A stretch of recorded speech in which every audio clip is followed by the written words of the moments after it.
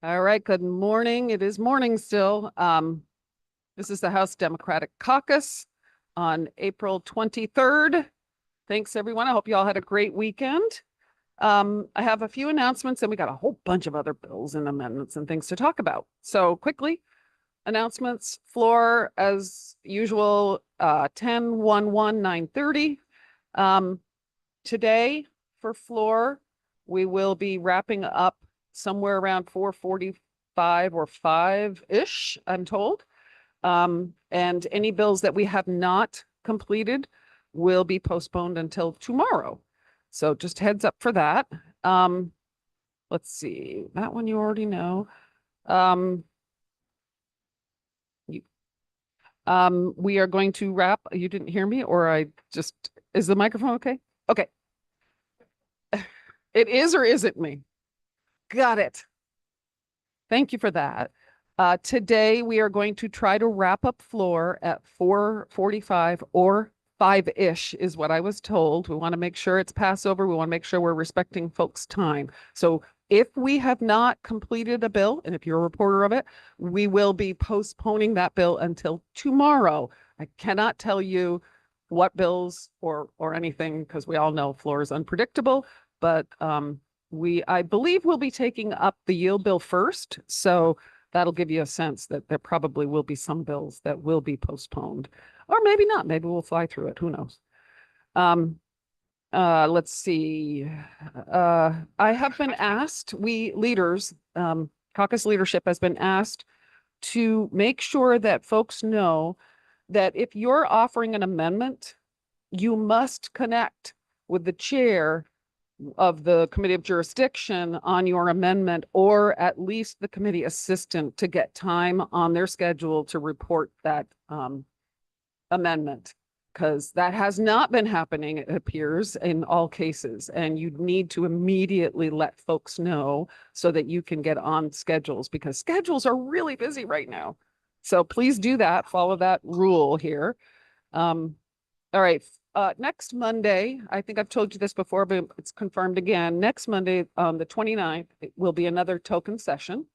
As always, you don't need to be here, but that does move bills. So anything on notice on Friday will be up for action on anything that's on notice will be up for action on Tuesday. Let's see.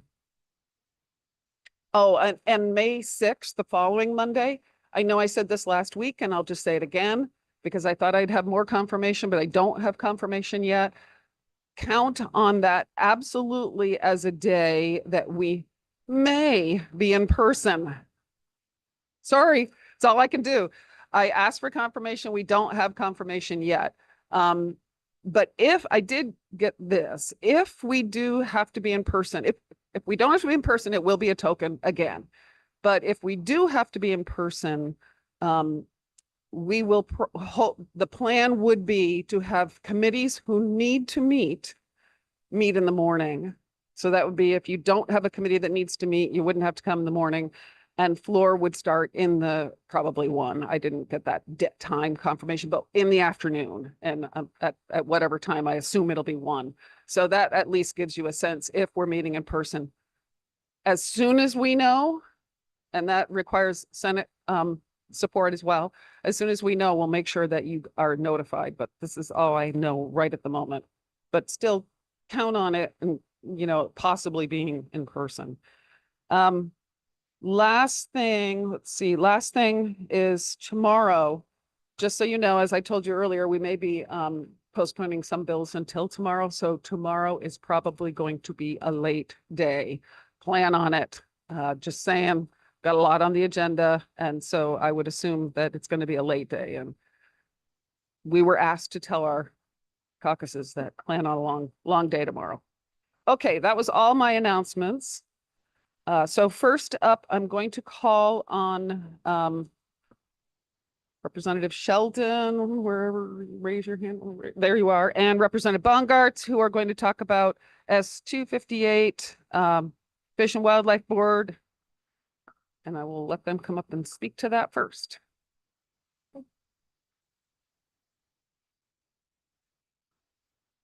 Good morning. So the bill, as it came over from the Senate, we're just, by the way, starting to take testimony in the committee. Okay.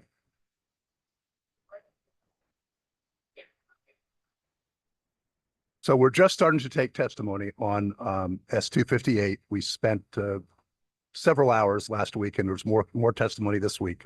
But the bill as it came over from the Senate does a few key things. The first thing that it does is the way that the Fish and Wildlife Board is set up right now is that it has one member from each county, so 14 members appointed by the governor, and all of them coming from the arena of fishing, hunting, and trapping. What the bill does is add two, one to be appointed by the speaker, one to be appointed by the committee on committees, who are not coming from that perspective alone, who may be, biologists or scientists or birders or somebody with a different kind of interest in our outdoors and fish and wildlife.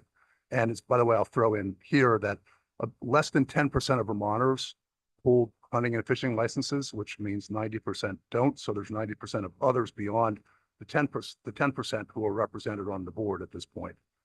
And so it's a very modest step just to add a couple of voices around the table as it goes from 14 to 16.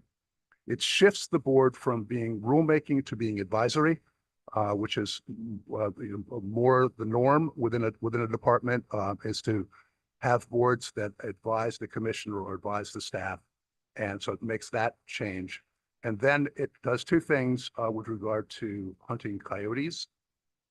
So those two are the governance parts. And then it bans the hunting of coyotes with dogs. And there's a lot of reasons for that. It relates back to the bill that we passed last year, I forget the number, that really goes to control of dogs.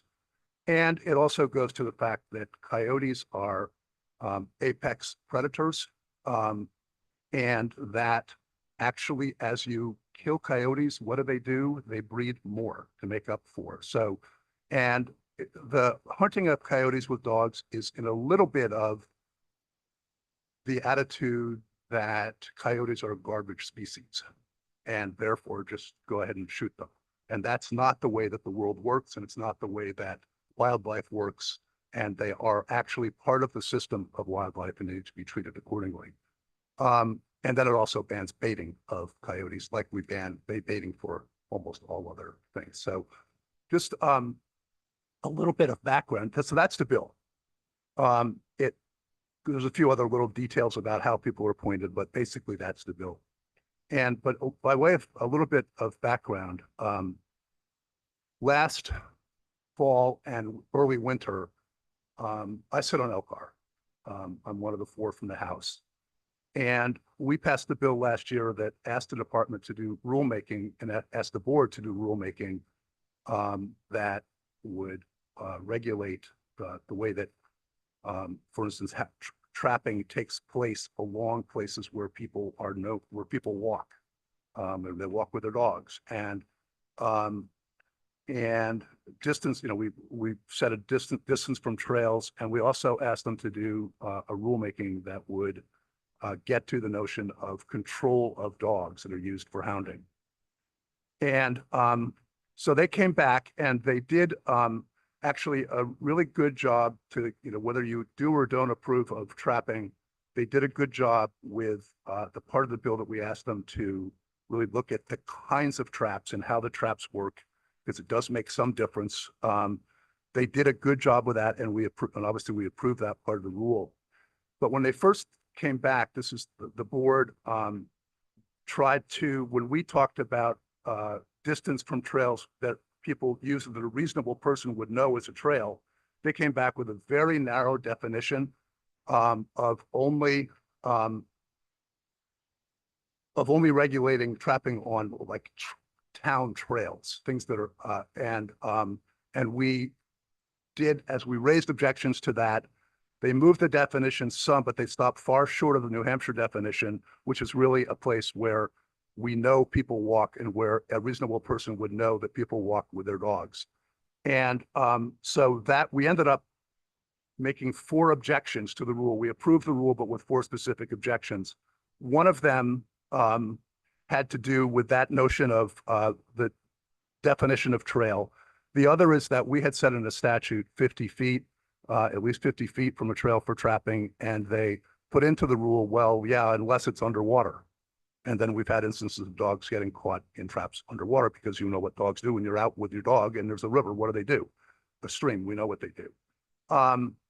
And there's two other pieces that we objected to. One is that the definition of the constitutionally protected activities are hunting and fishing. And what they did, it had nothing to do with the legislation and nothing to do with implementation of the rule, but they stuck in language trying to say that trapping is hunting. And now there's some disagreement about whether it is or isn't. But that's a legislative issue. That's for us to decide as a legislature.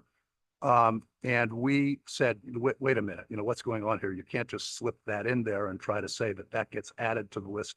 Trapping is hunting and therefore a constitutionally protected exercise, when that's actually not what the Constitution says, and it's not. And they were looking to get the legislative imprimatur for that from us. And then finally, so we object. So we had these discussions, but the board just literally ignored Elcar and passed the rule. So that there's a fourth piece, which is maybe the biggest one, is that we wanted the rule to incorporate real control of dogs used for hounding. And what they did is they simply said, well, we're going to put collars on them so we can know where they are, even though they're 2 miles away. That, of course, has nothing to do with ability to control the dog, because you don't know what they're doing. And so the fact that the board really tried to ignore the legislative and pretty clear legislative intent, and then for all the year I was on Elcar before I, came back for this iteration. I've been at Elcar for the 4 years since. Since I've been there, we've never had a time where we're not able to work out with the agency if we see something that we think, wait a minute, this isn't quite right.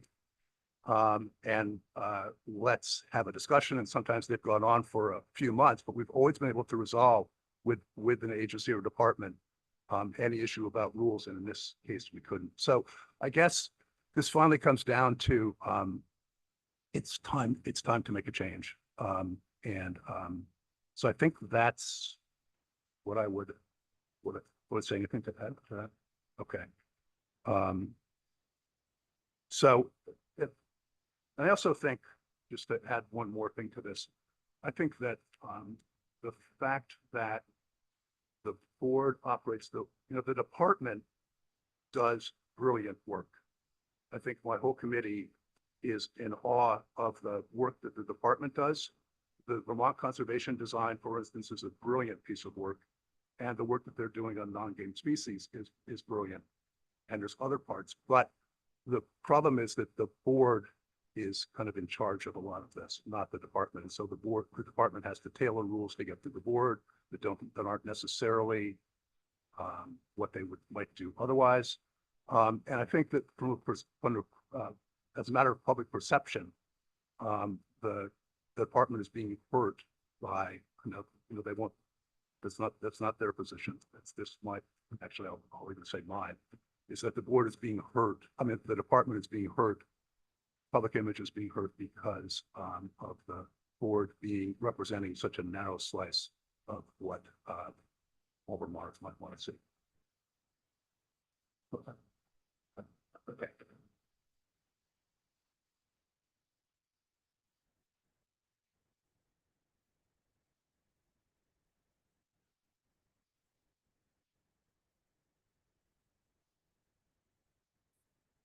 We're hoping to pass it out this week.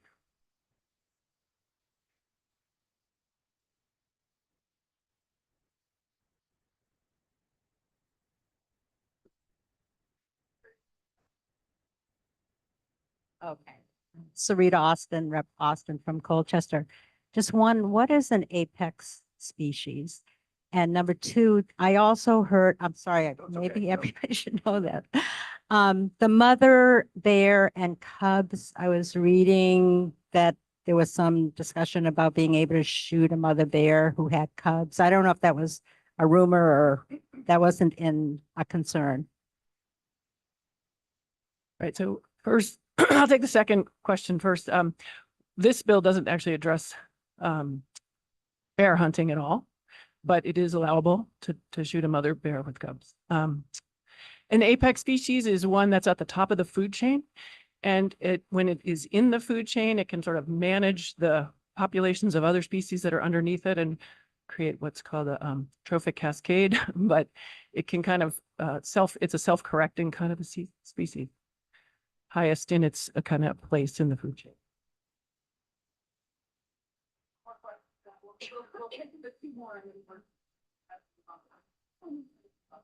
Rep Pouch from Heinsberg. You said not bear hunting, but hounds and being under control, would that include hunting bears with hounds? The bill doesn't go to that. It only deals with hunting coyotes with hounds.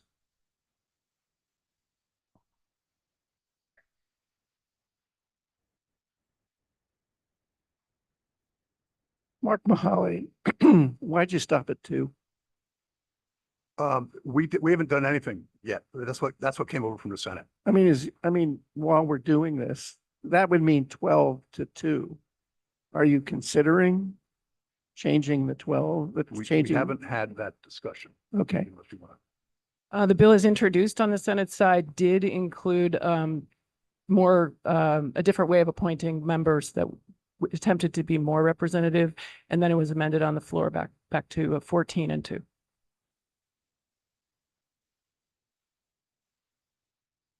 I know there's other hands up, and I because we have so much on the schedule, I'm going to have to say, hold your questions for another caucus, but also if you have your hand up, please reach out to either Representative Bongartz or Sheldon or anyone on the committee, Environment and Energy Committee. Get your questions answered. Let us know. We want to make sure that you have your questions answered at all times. So I'm going to move on next to Representative Coffey and Representative Pouch, who are going to talk about S-194 or 184. Am I right? 184? 184, speeding in work zones. There you go. Good morning, folks. Yes. Can you hear me okay? So S-184 is a bill that came to the House Transportation Committee from the Senate Transportation Committee, and the legislation would create an automated speed enforcement pilot program, which would be active in work zones on limited access highways. So why are we doing this? Vermont has some of the highest speeding and traffic fatality rates in the country. I think we're number 2. We're tied for number 2. So this bill really is focused on highway safety. This bill has been a long time in the making. Back in 2020, the Agency of Transportation came to the legislature proposing such a program, and it led to a very extensive 169-page report that came in that was done in 2021.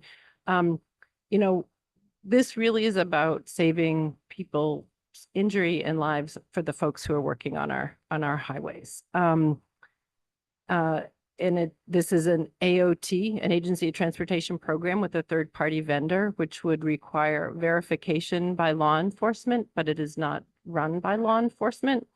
The emphasis is on deterrence. It's not about generating more revenue for the agency. It's really about slowing people down. And it's been proven that speed cameras are proven to deter speeding and reduce fatalities and injuries by 20 to 37% and are particularly effective in school and work zones. So I just want to give you a little bit of context. There was a bill that was introduced in the Senate and in the House, and the Senate bill was narrowed down and came to be more closely aligned with the bill that the chair from Judiciary, myself, and the vice chair of Transportation had introduced. That was H 562. And aren't we pleased when the Senate kind of comes around to our way of thinking? So We narrowed it, and in the Representative Pouch will be reporting the bill. We'll go through some of the highlights, but our committee took a lot of testimony on this because we were really concerned about issues of data collection, data use, data privacy, clarifying the role of the Department of Public Safety. And it was really kind of interesting. We learned a lot about this technology. Now, for those of you who have been around for a couple of years, you know that we have laws on the books around automated license plate readers. This is a different kind of technology. This is a technology that takes a image of the rear of your license plate. And this legislation is you're going only if you are going 10 miles an hour over that, would it even trigger? It's like triggered by your speed. So when we had questions about surveillance, are people watching you? Is Big Brother watching you? The answer is if you're speeding, there'll be a photograph taken. And then it goes to this a vendor that sends it to the Department of Public, a law enforcement officer, not necessarily state police, because sometimes sheriffs are doing this work. And it's a verification. And then people get first a warning and then a ticket. And Representative Pouch will go through some more of those details, but those were all concerns that we had. The ACLU came in and they're very supportive of the bill because they feel like it strikes a balance of privacy, but also there's less people being stopped by law enforcement. There's less bias in this. And we know that we have, I think from a perspective of we need law enforcement to be focusing on crime and not necessarily on these kinds of traffic stops. So they were supportive of the bill, as was the Office of Racial Equity. Our committee, what we did in the House committee was we clarified some of the language that came over to us from the Senate to really make it clear. There were some concerns by the Department of Public Safety that this would be an administrative burden, but as the committee learned more about how the technology worked, we learned that it is very simple. And so much of it will be about the RFP that AOT puts out to the third-party vendor. And we made it clear that in this pilot that the Agency of Transportation is the lead, both in educating the public, but also running this program. But there is a definite role for law enforcement as verifying these tickets. And I think there were a couple of other things, but I'm going to let Representative Pouch go through some of the other highlights of the bill. And we can tell you when it's going to come. I'll just say now, the bill did vote out of our committee on a vote of 10-0-1. It's currently in Ways and Means, and we're expecting it to be on the floor on Thursday or Friday. So I'm going to turn it over to Representative Pouch. Thanks. I don't have to adjust the microphone height, by the way. Representative Coffey covered a lot of it. So this did come over from the Senate. It's really focused bill just to look at highway construction zones for this pilot. And it's really a deterrence. It's an educational tool more than a tool to give out civil fines. Road construction's one of the most dangerous jobs, not only for the people doing the construction, the flaggers that are out there that have to adjust where the traffic goes during that construction, and for people driving through construction zones. So all of that really requires people to adhere to the posted speed limits. So this is a 2-year program, probably over 2 summers during construction, again, only at limited access highways and only at well-designated construction zones. Adding this technology will be part of the construction plan, the layout of the construction zone. The device, again, it really monitors just speed and only takes a picture of the rear license plate if you're exceeding, 11 miles over the posted limit. There's signage in front, at least a couple signs, a sign at the end telling you you're going into this zone and whether it's active or not. So everybody will be clearly notified about it. We talked about the third party vendor who runs it. The penalties really go to the Judicial Bureau. It's not a criminal offense. It's not a moving violation. The first penalty is a $0 fee. So it's just really a warning. And then there's a second one for $80, another one for $160. This is modeled after a program out of Connecticut, which showed really clear data. In the beginning, there were warnings, not a lot, but some warnings. And after that, the number of violations went way down. So people were educated and they knew that this was happening. And they saw not only slower speeds at zones where it's posted that this is happening, but at other zones where it wasn't posted. And that's the whole object of the program. Again, only law enforcement people can actually issue the ticket after reviewing the data. The data is after 12 months, it's deleted completely. And we'll get an annual report and a final report that will tell us, you know, is it working, the speed data at these sites, how many offenses there were, and all of that, so we can look at it. We mentioned the ACLU, thought it was very balanced. Payment for the program is primarily a federal grant designed just for programs like this. So I think that's it. Just one last thing. We did hear a lot of municipalities interested in this technology, and that is something for the legislature to decide after the pilot. We did not want to expand it to allowing it. This is really, we need to see how this works, how it goes, and so forth. So people might be hearing from your municipalities like, we're not there yet.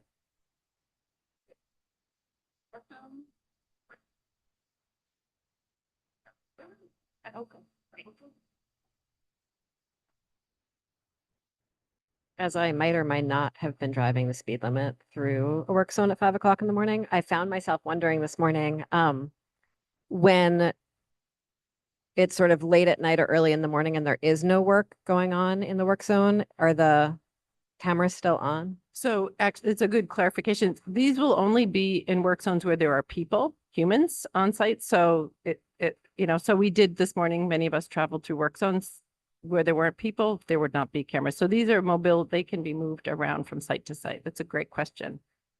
If there are other questions,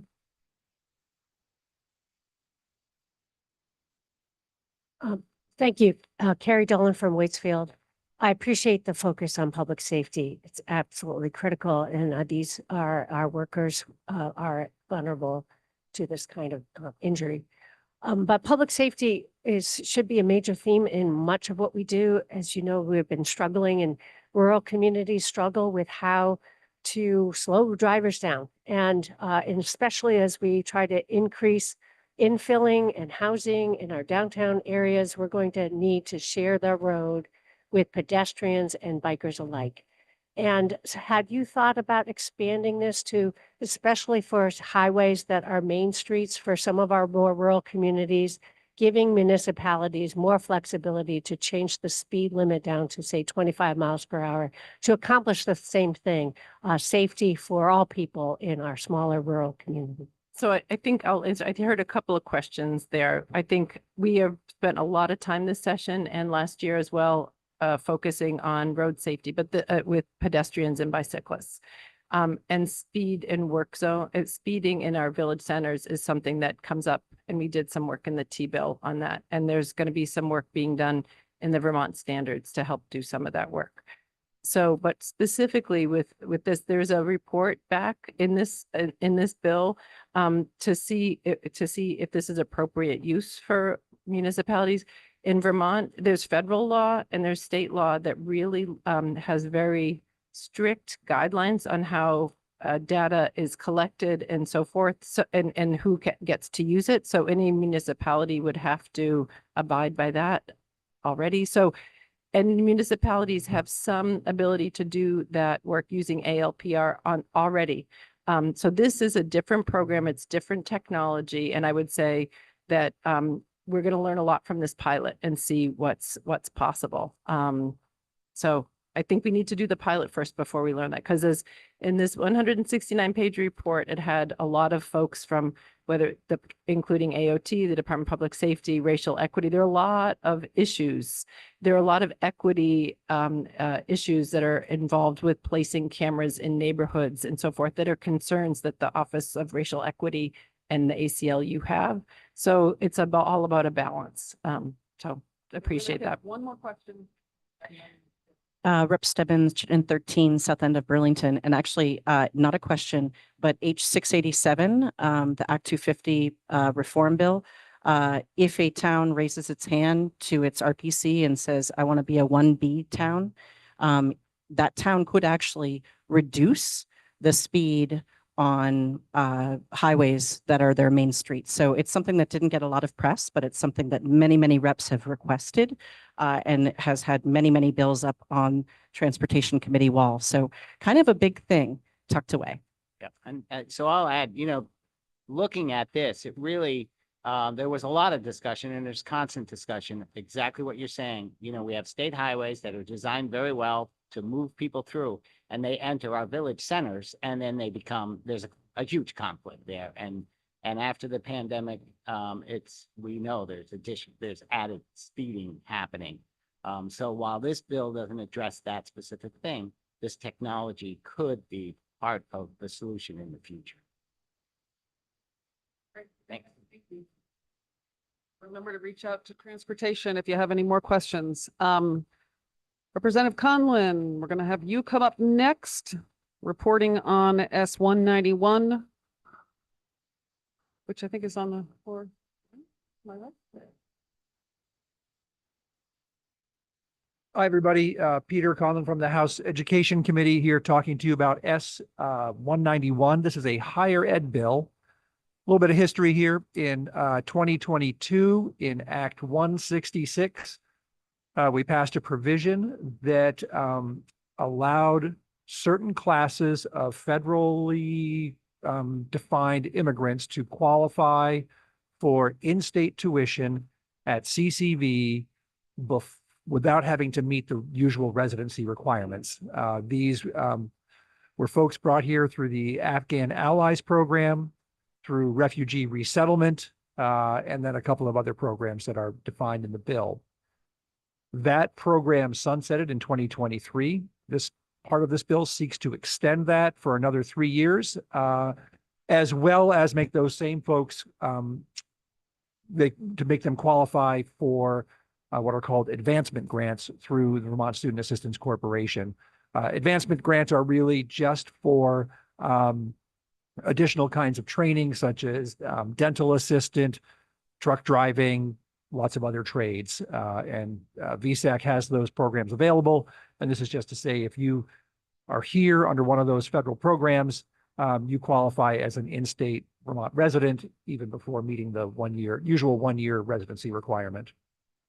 The other half of the bill would have Vermont joining 24 other states across the country, as diverse as Massachusetts and California and Texas and Oklahoma, essentially codifying in law the practices that exist now with CCV, Vermont State University, and UVM to when an applicant is applying as a resident of Vermont, it would just clarify that they cannot be ineligible based on their immigration status.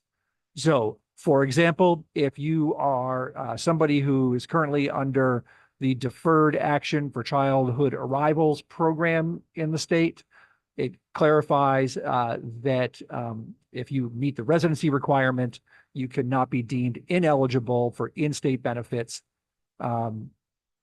because of your immigration status. This is already what all of these organizations do, and including VSAC and their financial aid programs. However, sort of as a bulwark against federal law changing, right now federal law requires that states affirmatively enact laws to provide these benefits. Vermont has not done that, even though it's been our practice. And by having this enacted, we will have met that sort of federal requirement, which will act as a protection should the federal judicial landscape change when it comes to folks' immigration status. That's essentially what it does. Again, we're not on the leading edge here. We joined 25 other states or become the 25th state to do this. It's already practice. The language in the bill was agreed to by all of the folks from the state universities and VSAC without objection. And it's a fairly quick and simple bill unless you want to get into an in-depth conversation about immigration law. But that's roughly it. Oh, we voted this 10-02, as I recollect, out of committee. And we look forward to your support.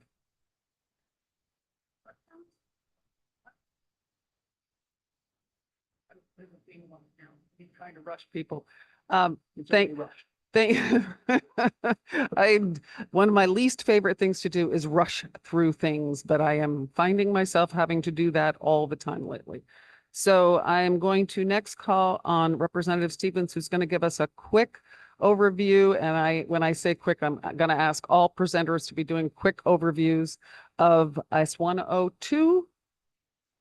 And we have two others after that. Who else are you calling someone else? Representative Chestnut Tangerman come up too. And then there's two others. We still need to go through amendments for the yield too. So. It'll be in slow motion. So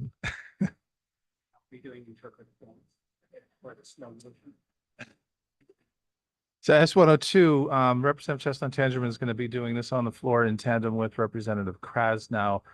Speed through, it's a labor bill. Okay, it's a labor bill. And these are several issues that have been brought up over the last several years, more than several years, some of them several generations. And this bill came over to us a year ago from the Senate, and we've been working on it post crossover. How it got through the Senate on 23-7 vote is pretty cool. I would like to trust their work, but in general, I just don't. So we've been going through it line by line and figuring out what exactly this bill means. So there's four sections, distinct sections to it. The first one is to ban captive audience meetings. I'm sorry, ban attendance at captive audience meetings. Captive audience meetings are where an employer says, I need you to take time out of your job to sit in this room right now and listen to what I'm going to tell you or show you on the screen. And we're taking attendance. If you don't attend, you will be, you could be penalized. So this prevents that practice from happening. The First Amendment piece of it being the employer's right to have a captive audience meeting is retained. It is simply saying, I'm sorry, I shouldn't use the word simply. It is not, it is saying that you cannot penalize the worker for not attending. There are exemptions for religious or political organizations if you work for the Vermont Democratic Party and your manager or employer is saying, we need you to sit down to tell you what the strategy is going to be and how we're going to work this. This is, or a particular religion, and this is how we work within our religion. Those aspects are exempted. Not a simple little bill, and we've been taking testimony on it since crossover. Second piece would change. It would exempt agricultural laborers and domestic workers who are exempted from the list of employees in the state of Vermont. The National Labor Relations Act does not consider them employees in the sense of what laws can apply to them, which includes in our state, minimum wage, could be time and a half. It could be other benefits. And there are a lot of agricultural exemptions already, and we're just going to spend this week trying to figure out what the interplay between doing that. This was a policy, if you read Robin's notes in Caucus Connections this week, the phrase that he used was that it was a result of the cultural times in which it was passed, which this was the 1930s, and it was a policy that was made with in agreement, a compromise made in agreement with Southern senators in order to get a minimum wage passed. So this is a piece that has happened, that has been in our books since the 1930s. And again, we're going to understand what the interplay between the rest of our laws are, and that putting agricultural workers and domestic workers back under the list of employees, and how it applies under Vermont labor law, because they're not considered in the National Labor Relations Act. They would be under our law. The third piece is commonly called card check or a majority vote. If an individual if a group of individuals wants to organize in their business, they right now have to achieve at least 30% of the employees in what would be considered a bargaining unit in order to have an election and then you would work through this process, often acrimonious, in order to establish a union in your workplace. And a card check or majority vote would be, this bill is proposing a 50% plus one, so a simple majority of those workers that are assigned to that particular bargaining unit. If they present that many cards, then the next step of the election can happen. And then it cuts out at least one vote. Again, this is something that's been lingering in our labor ether for quite some time now, and we're addressing it in this bill. And then the fourth piece would be an amendment to allow assistant attorneys general to organize under our state public sector laws. Not simple. What we learned this weekend is that about half of the assistant attorneys general are actually embedded in different agencies throughout the state and paid and on the payroll of those agencies. So and then there's some constitutional interplay between the Attorney General's office and the executive branch that we have to straighten out this week. So that's kind of, that's that bill. If you will hear more about it before we bring it to the floor. One clarification on the first part, that about the meetings, compulsory meetings, the detail in there is that the employer cannot require attendance at a meeting to convey their religious or political views. They can certainly hold meetings, work-related meetings that are mandatory, but if it involves their political or religious views, then it cannot be mandatory, or there cannot be retaliation for not attending. Those are defined terms. Thank you. I didn't even ask for questions. But if you do have questions, please reach out to them, anyone on general and housing as well. So I'm going to call up Representative Lalonde. The last two, oh, hang on 1 minute. For this last one, can you guys come up? And we're only going to take this one question because we got to move on. And then I'm going to move on to Representative Lalonde, who's going to talk about 209, which is on the floor this afternoon.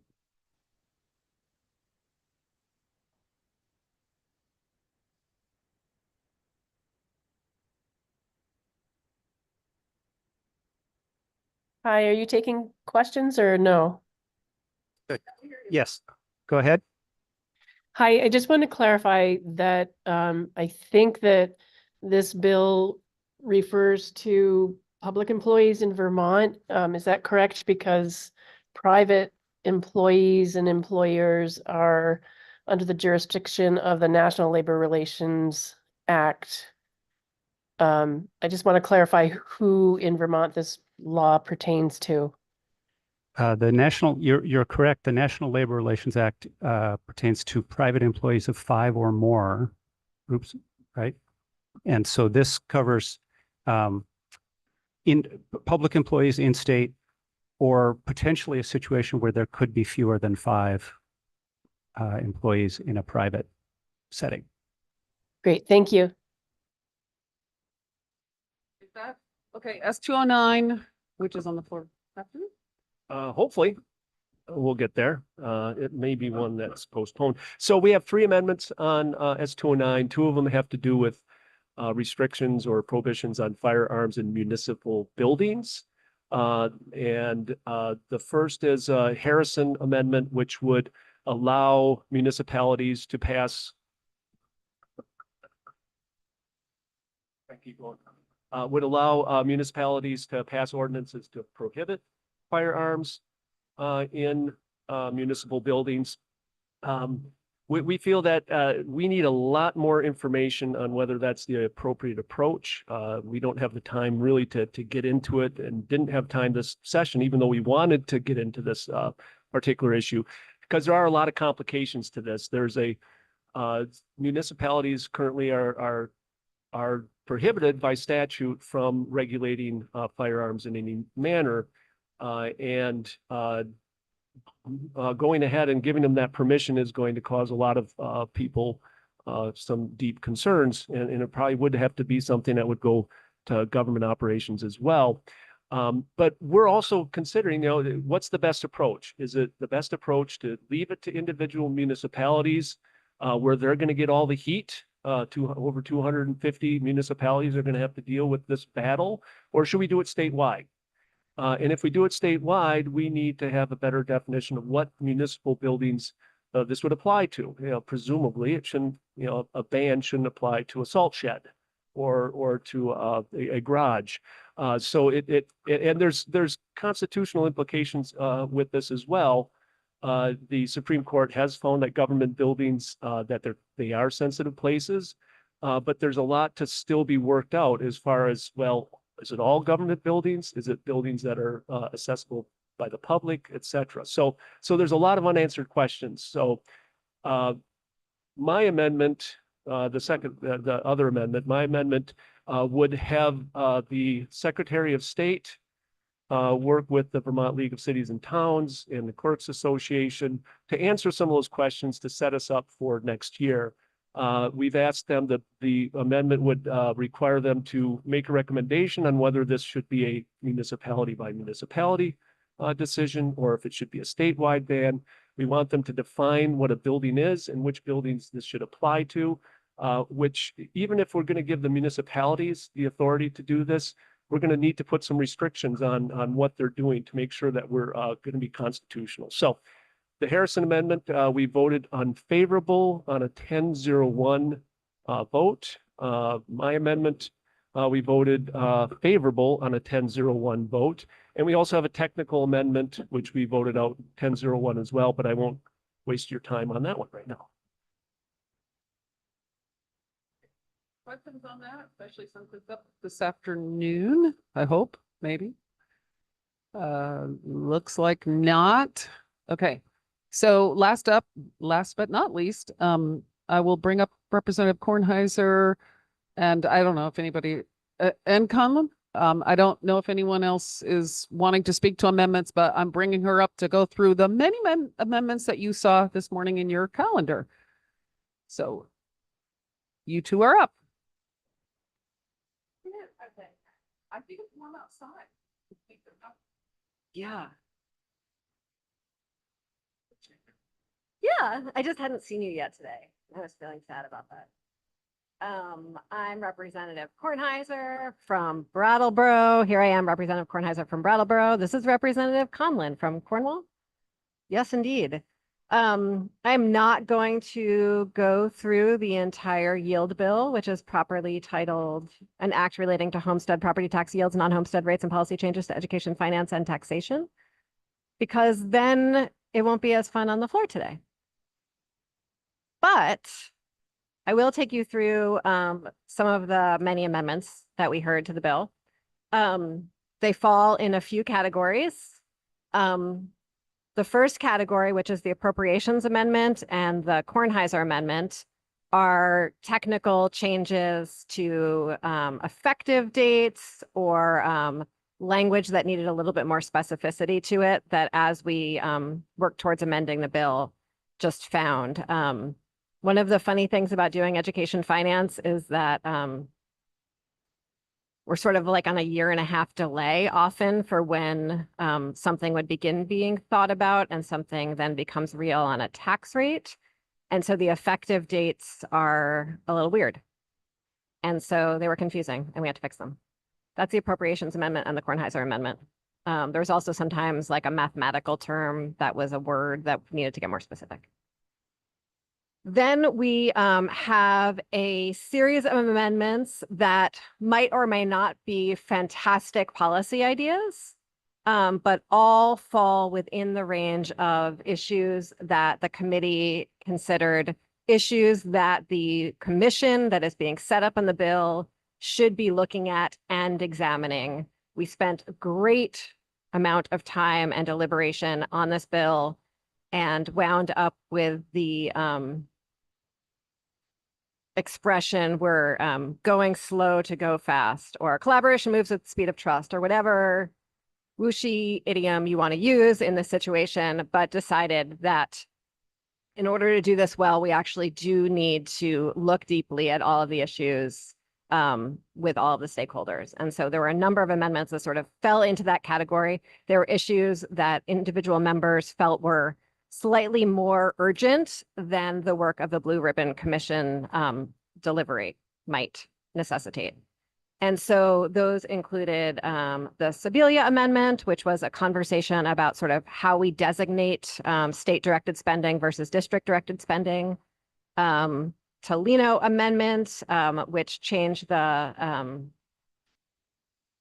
independence of the board, the State Board of Education.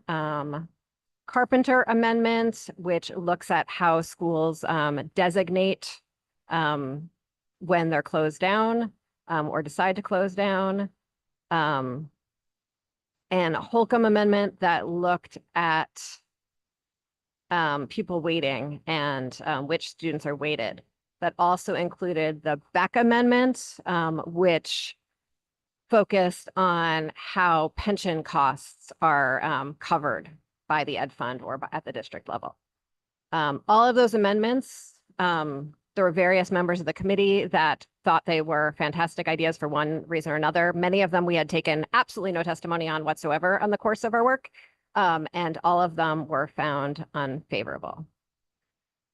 Then we move into another category of amendments, which is really one of the hardest pieces of this bill, I think, for the Ways and Means Committee.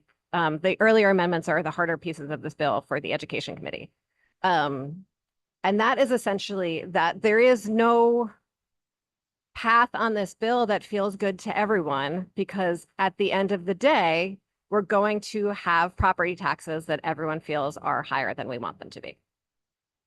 And when we found new revenue to add to the bill, that meant that we were increasing a tax. We were increasing a tax in order to lower property taxes for Vermonters. And so we have a few amendments, the Harrison Amendment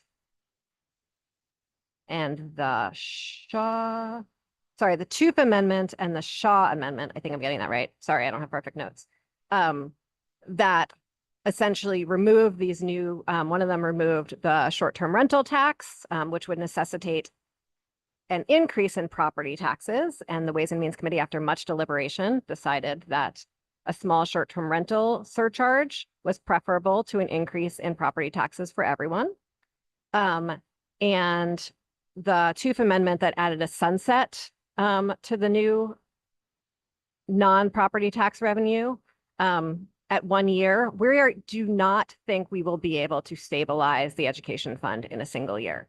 All of the cost drivers of education in Vermont are complex. And if we could turn the ship in a single session, we would have done that this session. And so we were not ready to put a sunset on that. And the final amendment, which I believe is the Harrison Amendment, I'm so sorry, Representative Harrison, if I've gotten this wrong, was to return to an allowable growth rate rather than an excess spending threshold. And the committee had deliberated that issue extensively, modeled it extensively, and already decided that an excess spending threshold was a more equitable path, and so found that unfavorable. I will stop there. But in all cases, we really, I imagine that your attention on the floor might start to wane when I'm reading the witness list. And I would encourage you, at least just to hear this next sentence I have, which is, we took so much testimony on this bill and deliberated so many angles and paths on this bill, and really ask you to trust that we found the best possible path forward in collaboration with the Education Committee and with all the stakeholders that we heard from. There is no perfect path here. This was the best path we could find. Thank you.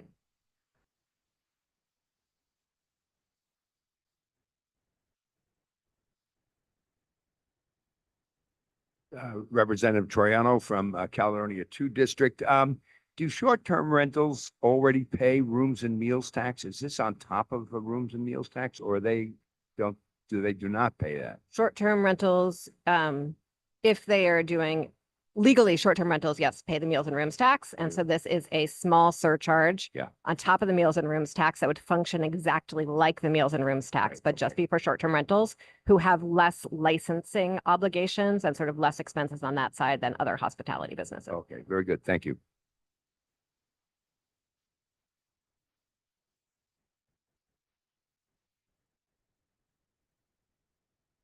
Thank you. Carrie Dolan from Waitsfield.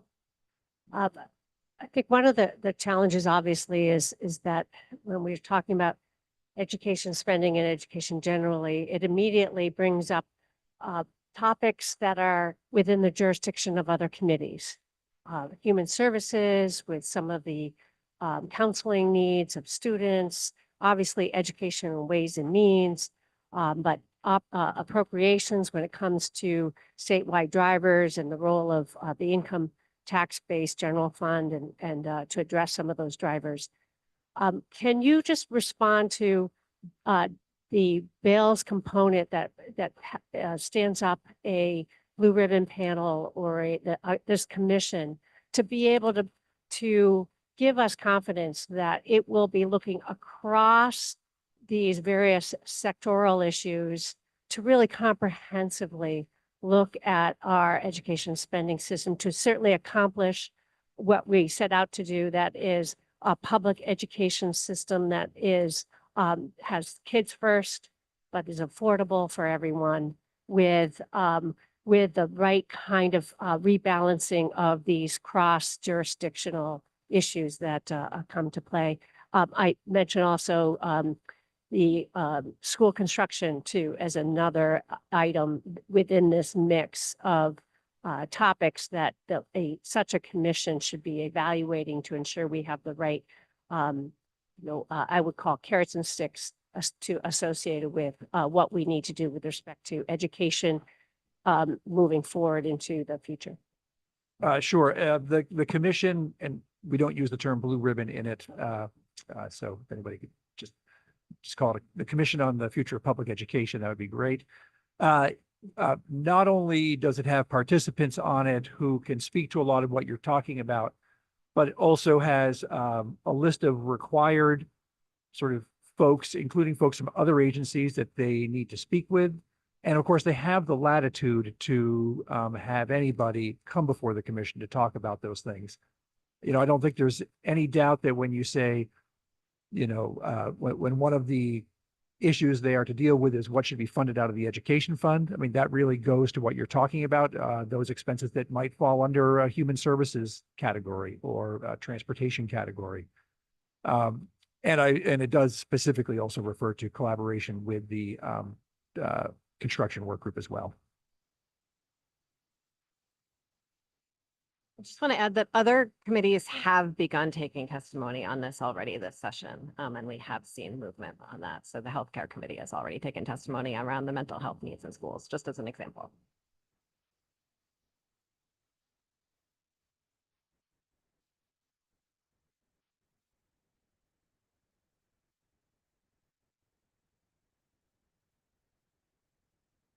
Looking forward to your support on the floor. Thank you for being on this long journey with your House Ways and Means Committee and House Education Committee and all of your constituents and school boards and school people.